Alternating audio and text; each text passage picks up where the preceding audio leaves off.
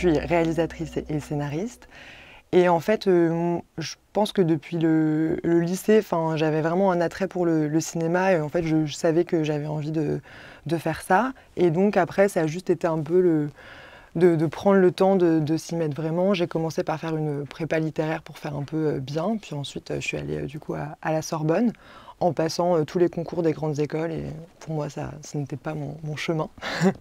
Du coup, en étant déjà à la fac, j'avais fait un premier film. Parce que quand on a envie de faire un film, je pense que c'est aussi beaucoup de fantasmes. Et donc, il faut un peu s'y confronter une première fois pour savoir si c'est vraiment ça, si on va se battre pour faire ça. Et du coup, j'avais fait un premier film autofinancé qui s'appelait Une tasse de chlore. C'était un premier film très formateur et assez personnel. Romance la psy ordonnée, c'était mon deuxième film. Et donc l'idée, c'était un peu de poursuivre les envies qu'il y avait dans le premier en allant vers un univers peut-être plus affirmé. Voilà.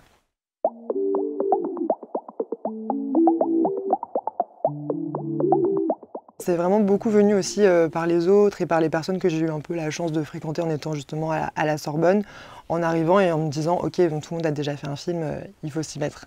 Moi, j'ai plutôt pas vraiment le souvenir d'un passage à l'acte, mais le souvenir de me dire c'est terrifiant et il va falloir le faire quand même.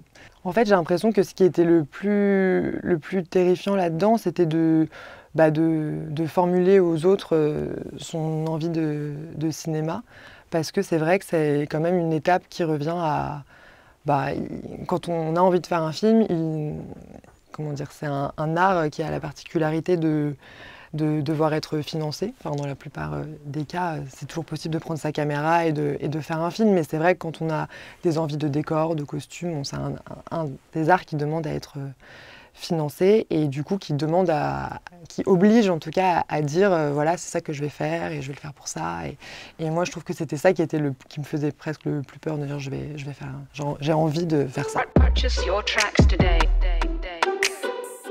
En fait, ma mère m'avait raconté une histoire de sa jeunesse en me disant elle m'avait raconté que quand elle avait 16 ans, elle était tombée super amoureuse d'un mec un peu plus âgé et quand elle n'avait pas voulu coucher avec lui, en gros, il l'avait larguée. Et que elle, sa réaction à ça avait été de lui écrire une lettre en disant c'est fini, mais merci beaucoup pour tout ce qu'on a partagé. Et elle avait mis la chanson de Daniel Balavoine, Aimer est plus fort que d'être aimé. En tout cas, le point de départ du film, c'était un peu cette séquence de fin, sans le spoiler non plus, mais en tout cas, l'idée d'un personnage qui dirait ses sentiments et dont peut-être la candeur ou le romantisme, qui sont des sentiments qu'on peut moquer un peu, serait au contraire une force. J'avais un peu envie de rendre hommage à ce que je voyais comme une forme d'idéalisme. Et donc j'avais envie de faire un film qui parlerait de romantisme et qui pourrait mettre en scène cette confrontation entre le réel et l'imagination. Et donc pour que le contraste soit fort, assez naturellement, c'est des souvenirs du lycée qui sont revenus. Et donc voilà, j'avais envie de raconter avec humour cette confrontation-là.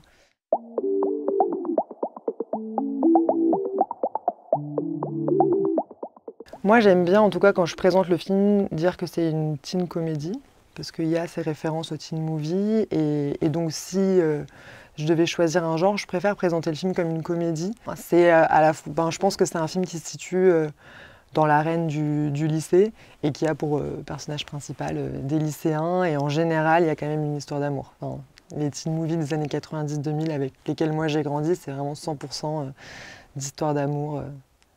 Et donc j'avais plutôt l'envie de la fin du film et l'envie de cette sensibilité-là, de faire exister une émotion qui est très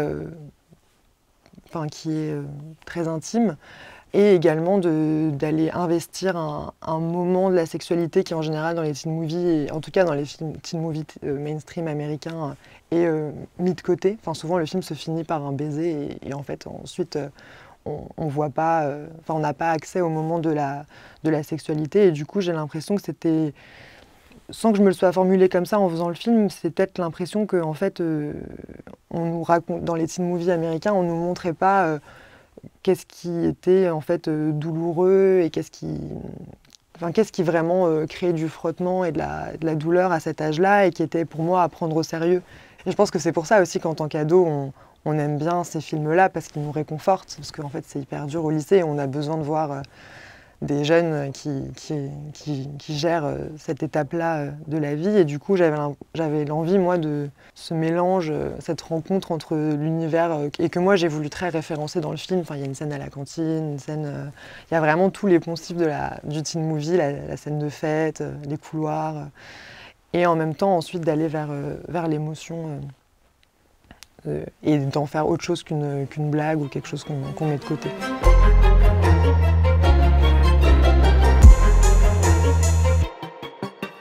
J'avais envie d'un personnage qui irait dire les choses et peut-être mettre aussi le spectateur face à la sensation que dire ses sentiments, c'est quelque chose qui rend très vulnérable et pourquoi on est aussi effrayé de ça, quoi. Moi, j'avais envie aussi enfin, c'était un peu cette envie de cette scène quand je l'ai écrite, c'était qu'on se sente très mal à l'aise et qu'il faille aller au bout de la déclaration du personnage pour qu'on se dise en fait elle a raison, mais que vraiment je voulais qu'il ait la traversée du stade et que vraiment on se dise oh là là.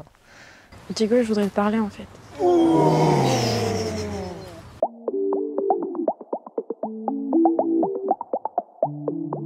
Moi je m'étais quand même mis dans la difficulté d'avoir un rôle en romane, j'avais la difficulté d'avoir un rôle de jeune fille qui passait par absolument toutes les étapes d'une histoire d'amour, c'est-à-dire de l'ébahissement à la déception, à la prise de courage. Enfin, c'était vraiment un rôle en 26 minutes. Il y a une palette de jeux et de nuances qui était très compliquée.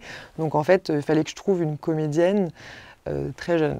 C'était pas juste diriger une adolescente, il fallait vraiment que je trouve une comédienne, alors même que moi, ça me tenait vraiment à cœur que ça soit quelqu'un de jeune, justement, pour pas qu'il y ait cette protection et cette distance que ça aurait pu raconter avec un adulte. Je voulais qu'on se rende compte que c'était aussi violent parce qu'on vit ça à ces âges-là où en fait on ressemble encore à des enfants et on fait des choses d'adultes.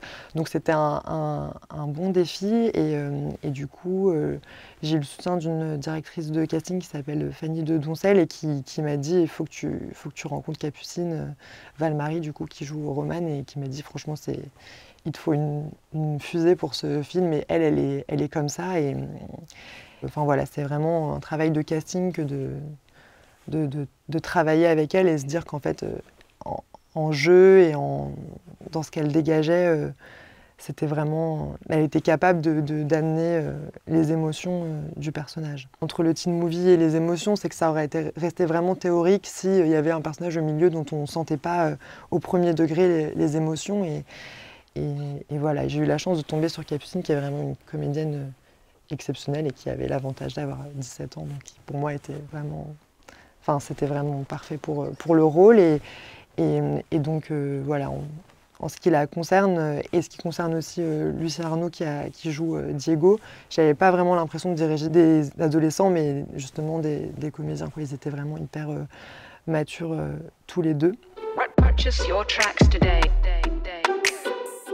Il y a tout le casting des rôles secondaires pour lesquels moi je tenais à un jeu très particulier, un peu plus décalé, pour aussi créer cet univers teen movie et ce côté où on rentre dans ses pensées et on sait qu'on est en décalage avec le réel et j'avais envie qu'il y ait un décalage de jeu entre Capucine et les autres personnages et donc on avait plein de comédiens qu'on a castés là où on tournait au lycée et à qui j'ai essayé de transmettre tout ça. Et en vrai, je pense que c'est quand même pareil que diriger un adulte, c'est toujours de raconter, en tout cas pour moi, c'est de raconter pourquoi j'ai envie de faire les choses comme ça, qu'est-ce qui me plaît là-dedans, pour que eux soient un peu mes partenaires là-dedans, pour pas juste les laisser faire quelque chose qu'ils ne comprendraient pas. Et ensuite, voilà, on travaille, on cherche. Ils étaient, tout en étant non professionnels, ils étaient très, très bons comédiens aussi.